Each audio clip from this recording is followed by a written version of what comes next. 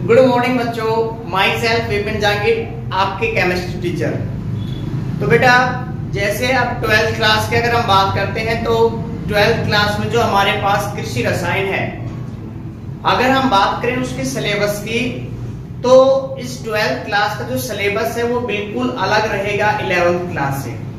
यानी कि जैसे आपने 11th क्लास में देखा था कि जो 11th क्लास का जो आपके केमिस्ट्री का जो पोर्शन था वो मैथ और बायो के लगभग इक्वल कह सकते हैं, या 95% हम इक्वल कह सकते हैं, उसके सेम था। लेकिन अगर हम बात करेंगे 12th क्लास के हमारे पास रसायन विज्ञान या कृषि रसायन की बात करते हैं तो यहाँ पे आपको कंप्लीटली बिल्कुल अलग मिलेगा। ये चीज याद रखना आप, इस चीज को बिल्कुल ही आपके पास जो पोर्शन है वो अलग मिलेगा। इसके अंदर हमें क्या पढ़ना है, हमें मिट्टी के बारे में पढ़ना है कि आखिरकार जो मिट्टी है उसके क्या क्या कंपोनेंट्स होते हैं, क्या क्या उसमें मतलब उसके जो अगर हम नेचर्स की बात करते हैं कि उसके क्या क्या नेचर्स होते हैं या उसकी प्रॉपर्टीज की बात करते हैं, तो ये सारे के सारे क्या पढ़ेंगे हम हमारे इस बुक के अंदर पढ़ेंगे। इसी के साथ साथ हमें यहाँ से डेयरी उद्योग के बारे में पढ़ना है कि जैसे नस्लें वगैरह के बारे में पढ़ना है कि आखिरकार क्या क्या केमिकल्स होते हैं जो किसी भी पशु का क्या करते हैं, दूध को बढ़ा सकते हैं। इसी के साथ साथ हमें क्या करने हैं, उर्वरक पढ़ने, खाद्य पढ़ने हैं। क्लियर है बेटा? मतलब पूरा का पूरा हमारे पास ये जो बुक है ये आपके पास में क्या होगा, ये सारे की सारी कृषि से रिलेटेड रहेगी इसमें। ठीक है, यहाँ हम एटम्स वगैरह की बात बिल्कुल भी नहीं करेंगे। एटम्स क्या होते हैं, आयंस क्या होते हैं, ये चीजें नहीं चलेंगी बेटा इसमें। तो सबसे पहले जो आपके पास 12th क्लास की जो कृषि रसायन है इसमें 12 चैप्टर हैं। ठीक है, 12 चैप्टर हैं और इसमें से हम एक फर्स्ट चैप्टर स्टार्ट कर रहे हैं जिसके नाम की अगर हम बात करें तो उसका नाम है मृदा और खनिज चट्टानों का अपचयन, और नेक्स्ट हमारे पास है मृदा का निर्माण। ये हमारे पास इस चैप्टर नंबर फर्स्ट का ये नाम है। तो बेटा सबसे पहले हम बात करते हैं, इसे एक नया टॉपिक स्टार्ट करते हैं, इसमें मृदा की बात करते हैं। ठीक है, जो बेटा मृदा होती है उसको लैटिन भाषा में क्या कहते हैं, सोलम कहते हैं। क्या कहते हैं? सोलम। अब सोलम का अर्थ क्या होता है? तो बेटा सोलम का अर्थ होता है फर्स्ट। जैसे अगर हम बात करें हमारे अर्थ की बात करें, हमारे अर्थ पर अगर हम बात करें तो जो हमारी मृदा है वो एक किसका काम कर रही है, फर्श का काम कर रही है। मतलब सभी जगह क्या है इसमें फैली हुई है तो एक फर्श का काम करती है। इसीलिए जो हमारे पास मृदा है उसको क्या कहा, सोलम। ये तो लैटिन भाषा का शब्द है और सोलम को क्या कहते हैं, मृदा कहते हैं। क्लियर है? तो मृदा को कहते हैं सोलम भी कहते हैं लैटिन भाषा में। क्यों कहते हैं? क्योंकि जो मृदा है वो हमारी पृथ्वी पर एक सतह का निर्माण करती है या एक फर्श के रूप में पाई जाती है। क्लियर बेटा? अब हम आगे चलते हैं। तो नेक्स्ट हमारे पास इसकी अगर हम बात करें कि ये त्रिविम प्राकृतिक पिंड का मतलब क्या होता है। देखो अगर हम बात करें त्रिविम, 3 डायमेंशनल है ना, कोई भी वस्तु 3 डायमेंशनल, इसका मतलब क्या होता है भाई, जिसमें लंबाई, चौड़ाई, ऊंचाई तीनों चीजें पाई जाती है, वो तो होता है 3D इसमें। क्लियर है? अगर 2 विमा पाई जाएंगी कोई भी तो क्या कहलाता है, 2D कहलाता है, ध्यान रहे। क्लियर यहां तक? तो यहां से जो हमारे पास में जो मिट्टी के जो पिंड है या हम कह सकते जो मिट्टी है वो 3 डायमेंशनल है, उसकी लंबाई भी है, उसकी चौड़ाई भी है और उसकी ऊंचाई भी है। तो बेटा अगर हम बात करें कि मिट्टी का निर्माण किसने किया, तो बेटा मिट्टी का निर्माण तो चट्टाने से हुआ है।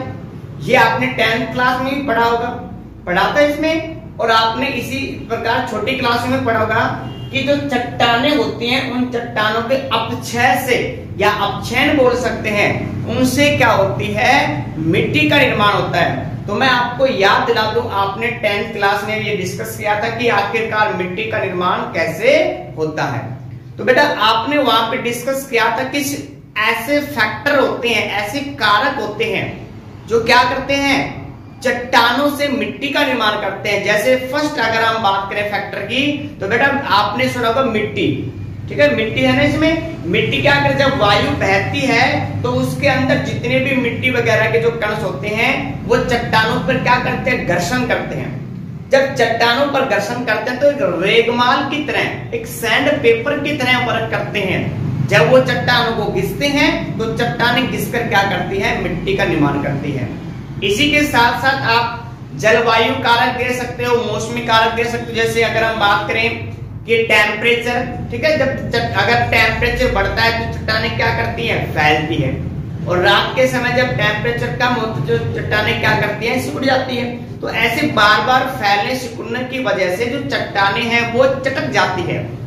चटक जाने की वजह से वो धीरे धीरे टुकड़ों में क्या होते हैं, बढ़ जाते हैं और उससे क्या निर्माण होता है, मिट्टी का निर्माण होता है। तो बेटा ऐसे बहुत सारे फैक्टर हमने डिस्कस किए थे कि उन फैक्टर की सहायता से क्या चट्टानों से क्या बन रहा था, इसमें मिट्टी बन रही थी और उसे क्या कहता, चट्टानों का अपक्षय यानी कि नष्ट होना इसमें। अब बेटा ये काम तो कोई इंसान तो करता नहीं कि छीण या थोड़ी लेके बैठ गया, चलो आज हम क्या करते हैं, आज हम चट्टान से मिट्टी बनाते हैं। बनाता है क्या इंसान?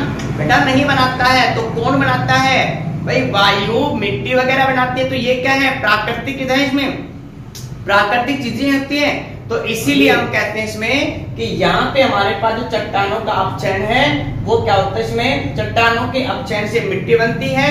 और मिट्टी क्या है, त्रिविम प्राकृतिक पिंड। क्लियर है?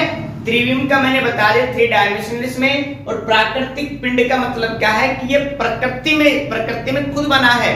ठीक है, प्रकृति में बना है, खुद बना है, इसे किसी मानव ने नहीं बनाया है। क्लियर है बेटा यहाँ तक? नेक्स्ट टॉपिक अगर हम बात करते हैं कि जो मिट्टी है उसके गुण की बात करते हैं कि उसकी क्या क्या प्रॉपर्टीज होती हैं। तो बेटा सबसे पहले जो चट्टानें हैं उनका निर्माण हुआ है किससे? सॉरी, मिट्टी का जो मिट्टी है उनका निर्माण हुआ है किससे? चट्टानों से हुआ है। तो चट्टानों के अंदर जो भी पदार्थ पाए जाएंगे वो किस में मिलेंगे? मिट्टी में मिलेंगे। सीधी सी बात है जी भाई। जो भी आप चट्टानों के अंदर जो भी पदार्थ है, जो भी केमिकल कंपाउंड है, जब चट्टानें टूटेंगी तो वो किस में आ जाएगा? मिट्टी में आएगा। तो इसका मतलब हम ये कहेंगे कि जो पदार्थ चट्टानों के अंदर प्रेजेंट था वो ही किसमें पाया जाएगा? मिट्टी में। यानी कि चट्टानों के गुण किसके समान होंगे? मिट्टी के। मतलब दोनों के जो गुण होते हैं वो कैसे होंगे? एक समान। क्यों भाई? भाई निर्माण ही उससे हुआ है, चट्टानों से हुआ है मिट्टी का निर्माण। तो छोटी सी बात इसमें, सीधी सी बात है इसमें कि यहाँ पे भाई जो गुण आपके पास चट्टानों के मिलेंगे वही गुण आपको किसके मिलेंगे? मिट्टी के मिलेंगे। अब बेटा अगर मिट्टी का निर्माण चट्टानों से हुआ है, इसीलिए जो हमारे पास चट्टानें होती हैं उनको हम मृदा का क्या कहते हैं? पैतृक पदार्थ कहते हैं। पैतृक का मतलब जिनसे निर्माण बना है उनके जनक। जैसे हमारे क्या है भाई, पैतृक के अगर जनक की बात करें तो हमारे पेरेंट्स हैं। इसी तरह भाई अगर मृदा की बात करते हैं तो उनके पैतृक पदार्थ मतलब जिनसे मिलकर बने हैं, जिससे उनका निर्माण हुआ है, वो क्या है? चट्टान है। क्लियर है बेटा यहाँ तक? अब हम आगे चलते हैं नेक्स्ट। अब हम बात करते हैं कार्य की। तो सबसे पहले बेटा जो कार्य मृदा का फर्स्ट कार्य है, आप सभी को मालूम है कि जो हमारे पास ये मृदा ये क्या करती है, सभी पेड़ पौधों या सभी को क्या कह सकते हैं? आधार प्रदान करती है। यानी कि जो पेड़ पौधे हैं उनको स्थिर रखने का काम करती है।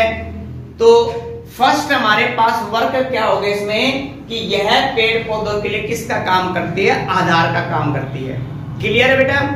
अब इसी के साथ साथ जैसे हमने पढ़ा था इसमें कि जो पेड़ पौधे होते हैं वो स्वपोषी, स्वपोषी वर्ड जानते हो बेटा? स्वपोषी का मतलब ऐसे जीव जो क्या करते हैं? अपना भोजन खुद बनाते हैं, उनको क्या कहते हैं? स्वपोषी कहते हैं। तो पेड़ पौधे अपना भोजन स्वयं बनाते तो क्या है? स्वपोषी। तो बेटा किस विधि के द्वारा बनाते हैं? शाबाश। पेड़ पौधे अपना भोजन किस प्रक्रिया के द्वारा बनाते हैं? शाबाश बेटा, प्रकाश संश्लेषण की क्रिया के द्वारा। बिल्कुल अच्छा बात बेटा।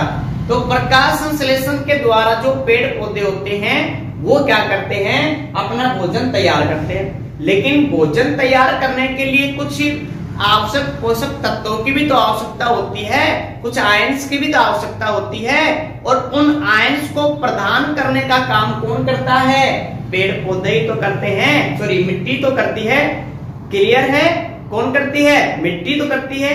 भाई पेड़ पौधे क्या करते हैं? अपने जड़ों के द्वारा मिट्टी से आवश्यक पदार्थ जैसे जल हो गया, कोई भी आयंस हो गए, उर्वरक वगैरह हो गया, ये आदि चीजों को क्या करती है? अवशोषित करती है और अपने भोजन पदार्थों को क्या करते हैं? निर्माण करते हैं। क्लियर है बेटा? तो यहां से अगर हम कार्य की बात करते हैं तो कार्य हमारे पास कितने हैं? फिलहाल हम दो ही डिस्कस कर रहे हैं। पहला आधार प्रदान करने का काम करता है और सेकंड क्या काम होता है? आवश्यक पदार्थ। ठीक है, पेड़ पौधों के भोजन के लिए आवश्यक पदार्थों को क्या करते हैं? उपलब्ध कराते हैं। तो बच्चों नेक्स्ट टॉपिक हमारे पास है मृदा का अध्ययन। तो बेटा हमें इस टॉपिक में क्या पढ़ना है? मिट्टी के बारे में पढ़ना है, यानी कि आखिरकार उसकी उत्पत्ति कैसे हुई और इसके अंदर किस प्रकार के घटक प्रेजेंट है, कि कौन कौन से पदार्थ प्रेजेंट है, मिट्टी कितने प्रकार की होती है, उसके क्या क्या गुण होते हैं। तो इन सभी चीजों का हमें क्या करना है? अध्ययन करना है। और अगर हम बात करें मृदा का अध्ययन, तो मृदा का अध्ययन हम दो प्रकार से कर सकते हैं। एक फर्स्ट हमारे पास पेडोलॉजी और एक हमारे पास है इडेफोलॉजी। यानी कि हम ये कह सकते हैं साइंस की ब्रांच है दो इसमें, कि यहाँ पे फर्स्ट कौन से पेडोलॉजी और नेक्स्ट क्या है? इडेफोलॉजी। तो बेटा सबसे पहले हम एक एग्जाम्पल की बात कर लेते हैं। जैसे अगर आपको किसी भी जगह के बारे में क्या करना है, वहां से जानकारी प्राप्त करनी है, किसी भी जगह के बारे में आपको जानना है, तो बेटा सबसे पहले हमें वहां उस क्षेत्र का जो ऊपरी जायजा, ठीक है, ऊपरी जो जायजा है, या हम कह सकते हैं कि जो ऊपर की जो इंफॉर्मेशन है वो हमें सबसे पहले कलेक्ट करनी पड़ेगी। मतलब ऊपरी इंफॉर्मेशन का मतलब कि भाई वो जगह कहाँ पे प्रेजेंट है, कैसे जाना होगा वहां पे, उसका क्लाइमेट क्या है, ऐसे तो बातें जाननी पड़ेंगी आपको। फिर अगर आप उसका अच्छी तरह से डीप तरीके से अगर उसका स्टडी करना चाहते हो तो आपको क्या करना पड़ेगा? उसके क्लाइमेट के बारे में जानना पड़ेगा, कि मतलब उसके अंदर की बातें कि आखिरकार वो बना कैसे है। क्लियर है? कौन कौन वहां रहता है, तो ये सारी बातें आप जान सकते उसमें। तो अगर आपको किसी भी जगह के बारे में स्टडी करनी है तो यहाँ से कितने प्रकार से कर सकते हैं? दो प्रकार से। कौन कौन से भाई? एक हमारे पास फर्स्ट कौन सा? पेडोलॉजी और नेक्स्ट कौन सा? इडेफोलॉजी। अगर आप मिट्टी की अगर आप उत्पत्ति के बारे में अध्ययन करना चाहते हैं, या वितरण के बारे में, या वर्गीकरण के, तो ये कहलाता है हमारे पास क्या? पेडोलॉजी कहलाएगा। ठीक है बेटा? अब हम बात करते हैं नेक्स्ट, अगर आप मिट्टी के लिए उनके गुणों के बारे में, मतलब अगर जो मिट्टी है उसकी पीएच कितनी है, या उसके अंदर जो भी केमिकल पदार्थ मिला हुआ है, केमिकल कंपाउंड है, वो कितनी मात्रा में है और कहां कहां प्रेजेंट है। क्लियर है? अगर आप उनकी स्टडी करना चाहते हो। नेक्स्ट हमारे पास पेड़ पौधों की पोषकता, यानी कि ऐसे कौन कौन से पदार्थ होते हैं जो पेड़ पौधों को प्राप्त होते हैं अपने किसके लिए? भोजन के निर्माण के लिए। ठीक है? और नेक्स्ट हमारे पास क्या है? इनके उत्पादकत्व, यानी कि मिट्टी के द्वारा की उत्पादन क्षमता किसकी ज्यादा है, किसकी कम है, आखिर क्या क्या पदार्थ होते हैं जिनकी वजह से हम उसकी उपजाऊपन क्या करते हैं? बढ़ा सकते हैं। तो इन सभी का अध्ययन हम जिस ब्रांच में करेंगे वो क्या कहलाती है? इडेफोलॉजी कहलाती है। क्लियर है? तो यहाँ पे दो प्रकार के होता है अध्ययन इसमें, पेडोलॉजी और नेक्स्ट हमारे पास क्या बेटा? इडेफोलॉजी में। अब नेक्स्ट टॉपिक बेटा हमारे पास है मृदा के अवयव। अवयव का मतलब क्या है? कि जो हमारे पास मिट्टी है आखिरकार वो किन किन पदार्थों से मिलकर बनी है, या मिट्टी के अंदर कौन कौन से पदार्थ पाए जाते हैं, वही क्या कहलाते हैं? मृदा के अवयव कहलाते हैं, या मिट्टी के क्या कहते हैं? कंपोनेंट्स कहलाते हैं। तो बेटा यहाँ पे हमारे पास दो प्रकार के कंपोनेंट्स मिलेंगे, एक ठोस पदार्थ मिलेंगे और दूसरा हमारे पास क्या मिलेगा? इसमें द्रव या गैस पदार्थ मिलेंगे। ठीक है? यानी कि जो मिट्टी होती है उसमें दो प्रकार के पदार्थ कौन कौन से? ठोस, दूसरा कौन सा है? द्रव या गैस। अगर हम बात करें बेटा दोनों की परसेंटेज की बात करें तो बेटा दोनों बराबर परसेंटेज में और कितने 50-50 परसेंटेज में पाए जाते हैं, ध्यान रखना। ठीक है, यानी कि 50% में आपको क्या मिलेगा, ठोस पदार्थ मिलेगा, और 50 में ही आपको क्या मिलेगा, इसमें द्रव और गैस पदार्थ मिलेगा। नेक्स्ट अगर हम बात करते हैं इसमें ठोस पदार्थ, तो ठोस पदार्थ भी बेटा दो प्रकार के हो सकते हैं, या तो खनिज पदार्थ होता है उसमें, और या क्या उसमें जीवाश्म। ठीक है, तो ठोस पदार्थ में भी क्या मिलेगा आपको, खनिज पदार्थ। खनिज पदार्थ का मतलब जैसे हमारे पास कोई भी वस्तुएं हैं, आयरन्स वगैरह, गोल्ड्स वगैरह, या अगर हम बात करें कोई भी अश्क वगैरह, ये सारी चीजें हमें मिट्टी से प्राप्त होती हैं, मिट्टी में पाई जाती हैं, तो वो क्या कहलाते हैं, खनिज पदार्थ कहलाते हैं। कितने परसेंट में होते हैं, ये होते हैं 45% में। अब हम बात करते हैं इसके सेकंड टाइप की, जीवाश्म पदार्थ। बेटा जीवाश्म क्या होता है, ये आपने छोटी क्लास में पढ़ा है, 10th क्लास में पढ़ा था बेटा आपने, जीवाश्म पढ़ा था। देखो वहां पे मैं आपको बताता हूँ, इस चीज को सुनना ध्यान से, कि आपने 10th क्लास में पढ़ा था कि ऐसे क्षेत्र, ढलानी क्षेत्र, ठीक है, जहां पे कोई भी प्राकृतिक आपदा आई थी जिसकी वजह से जीव जंतु, पेड़ पौधे सारे के सारे मिट्टी के नीचे क्या हो गए थे, दब गए, और अत्यधिक ताप की वजह से कुछ पदार्थों, काल्पनिक पदार्थों में चेंज हो गए, और इसी के साथ वहां पे उन जीवों के नष्ट होने से सिर्फ उनका या तो अवशेष, यानी कि उनका ढांचा मिट्टी से बना हुआ, या उसके कुछ अंश वगैरह पाए जाते हैं, तो वो ही क्या कहलाते हैं, जीवाश्म कहलाते हैं। यानी कि हम ये कह सकते हैं कि मरे हुए जीवों के जो अवशेष हमें प्राप्त होते हैं, वो ही क्या कहलाते हैं, जीवाश्म कहलाते हैं। ठीक है, और जीवाश्म पदार्थ किसमें चेंज होते हैं, कार्बनिक पदार्थ में। जैसे पेट्रोलियम की बात करें तो वहां पे क्या होगा कि पेट्रोलियम, या हम कह सकते हैं कार्बनिक पदार्थ या जीवाश्म, कितनी परसेंटेज में होते हैं, ये 5% में होते हैं। इसी के साथ हम बात करते हैं सेकंड टाइप के, द्रव गैस पदार्थ। तो यहाँ पे हमारे पास जो मृदा जल और जो मृदा वायु है, यानी कि मिट्टी के अंदर जो वायु और जो जल पाया जाता है, उनकी मात्रा समान होती है, और वो कितने 25% होते हैं। इसको हम इस ग्राफ के द्वारा भी प्लॉट कर सकते हैं। ठीक है, 45% हमारे पास खनिज पदार्थ है, 5% जीवाश्म पदार्थ है, 25% मृदा जल है, और 25% क्या है, मृदा वायु है। क्लियर है, तो ये हमारे पास आज का लेक्चर था।